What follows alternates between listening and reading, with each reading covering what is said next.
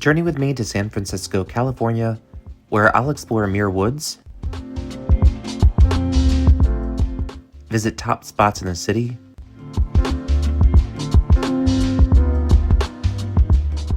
dine on some divine dishes, as well as attend a festival that dominates the senses.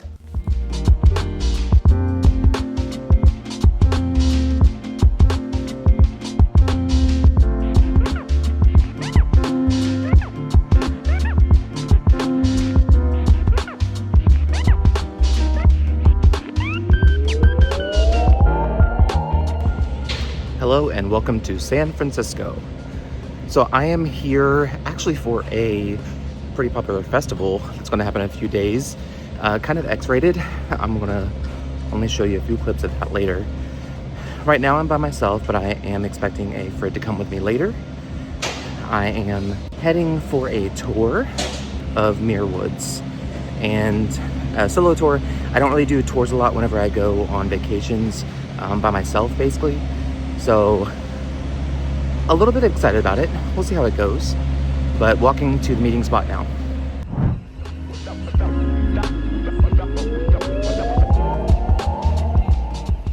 San Francisco was originally named Yerba Buena in 1776 and renamed in 1847. The city is iconic in so many ways, which we will explore in this video, and its most famous inhabitant is Carl, which is the name of the low-lying fog. So I'm out and about kind of early, and I'm actually really excited about it. So it is a weekday, and it's before 8 a.m. right now, but it is beautiful because it's not really crowded. There's nobody really walking, and so you feel like you have the city to yourself a little bit, besides people going to work. But it's been a beautiful walk. I just have to wait until my check-in time. But excited to see the Muir Woods and excited for my San Francisco trip. I was also a little bit excited, thinking that I was going to get a good view of the bridge, but the morning fog has me effed up. No view of the bridge right now, but hopefully a little later today.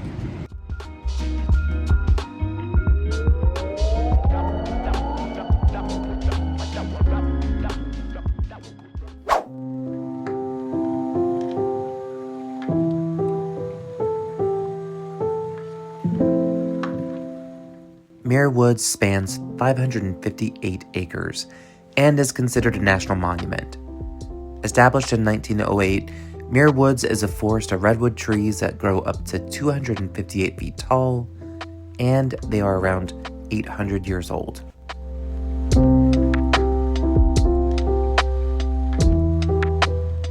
I am walking through Muir Woods now. I find that the tour guide was extremely infuriating. He was annoying, but also fog is covered so much, they call it Carl with a K. Fog is covered so much that it made it really hard to see the sights on the way, but once you're in Muir Woods, it's pretty gorgeous. And the temperature's amazing. The trees are, of course, beautiful. So now it's a self-guided tour. You kind of just walk around. About to have an hour and a half to enjoy, kind of just going at our own pace and looking around. So let's see some sights together.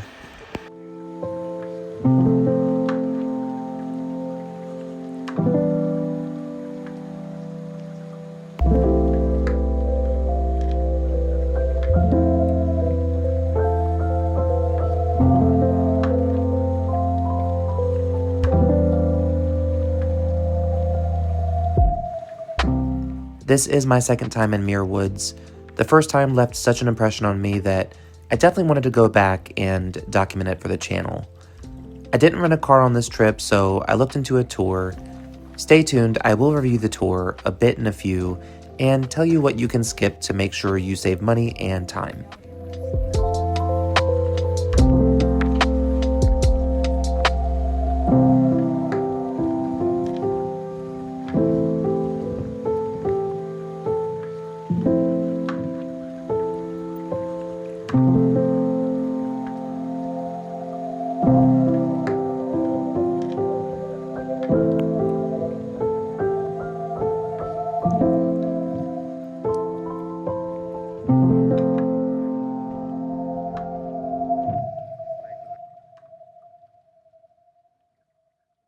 Alright, my review is that it was beautiful. I would say probably like an 8 out of 10. The trails were really easy. If you stayed on the main path, there was barely like any elevation. It was just beautiful sights. Now the tour also goes to Sausalito. I believe I'm saying that correct. I don't know. So we're gonna see how that is. We're about to get back on the bus now.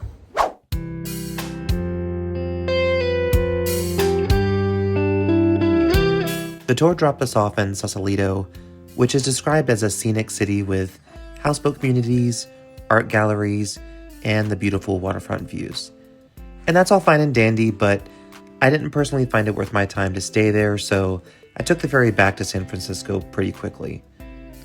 Tickets to board the ferry are cheap, and I felt like I had so much more to explore in San Francisco.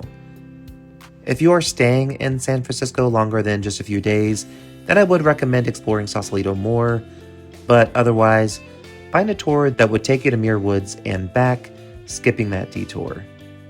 Once I got back to San Francisco, I grabbed some Italian by Fisherman's Wharf before heading back to the room and relaxed to conclude day 1.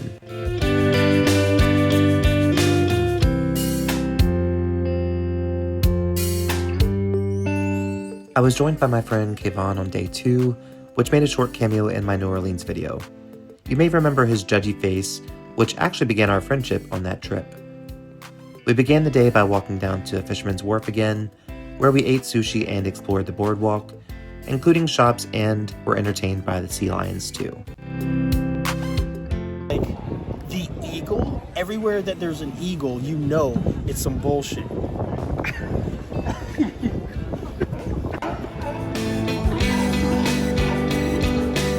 Fisherman's Wharf is located on Pier 39, and it is a top spot for visitors.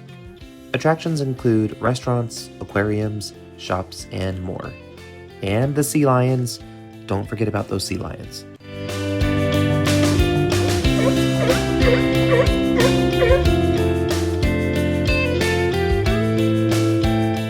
Kayvon had a long day of traveling, so we did nap before heading out to a club later, wrapping up day 2.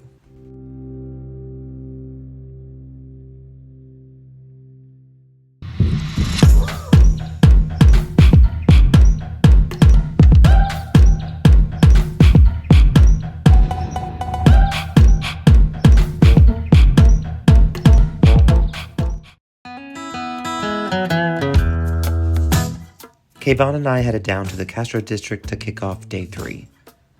The Castro District was one of the first gay neighborhoods in the United States, forming through the 60s and the 70s.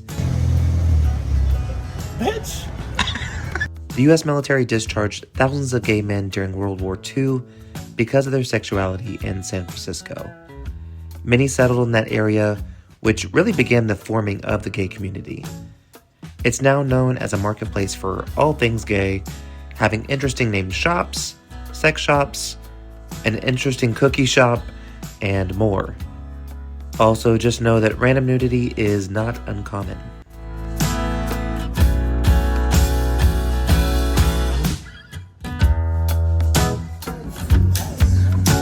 It really feels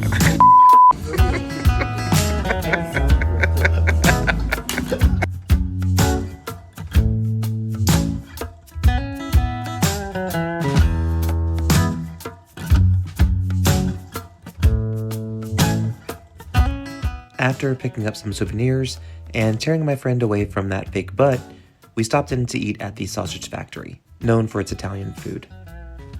The Sausage Factory has been in business since 1968 and was literally a sausage factory before becoming the restaurant.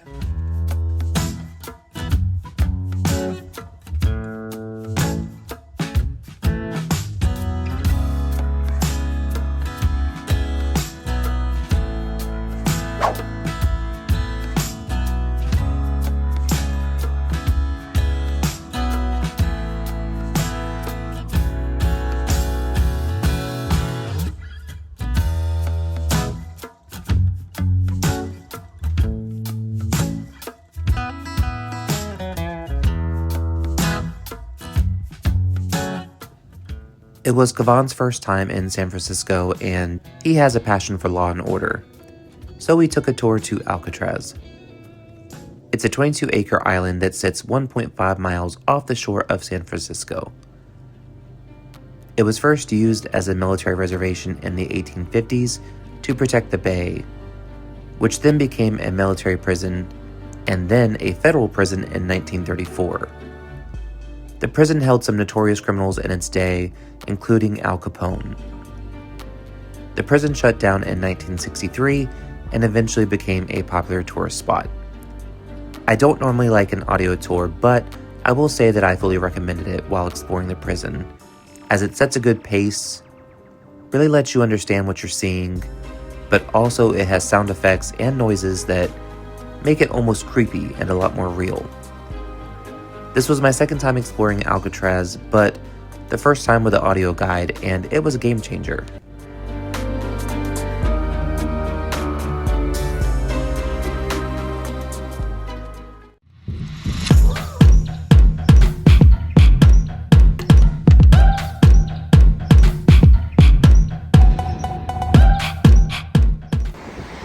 So today is the day of Folsom Street Fair. We're walking there now, and I'm gonna blur out a lot, but let's do it. All right, welcome to the Folsom Street Fair, which is the world's largest leather and kink event. It began in 1984 as a protest to gentrification and supported the community during the AIDS crisis. It's held annually and attracts between 250,000 to 400,000 attendees. It features artists, musicians, DJs, performers, and vendors. Removing facts, I'll just go with my personal feelings on it. While I don't dive much into the kinks of it myself, going is liberating. I've never seen so many people who feel and act so free from stereotypes, labels, and the care of what others think. I know it's not for everyone, but I encourage those who are willing to go to just feel the liberation behind it all. I did personally wear clothes, but it is clothing optional, and as a warning, there are actual sexual acts that do happen in broad daylight on the street, so just know that ahead of time.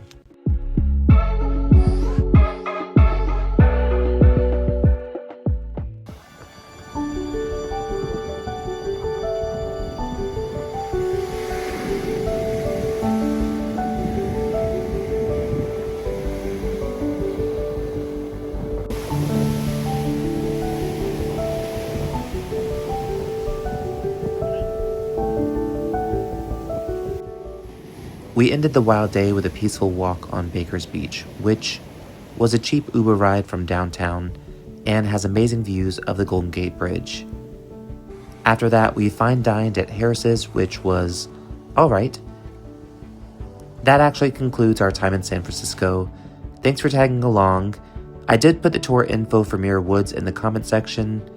As always, make sure to like, subscribe, and comment your own recommendations or what you enjoyed.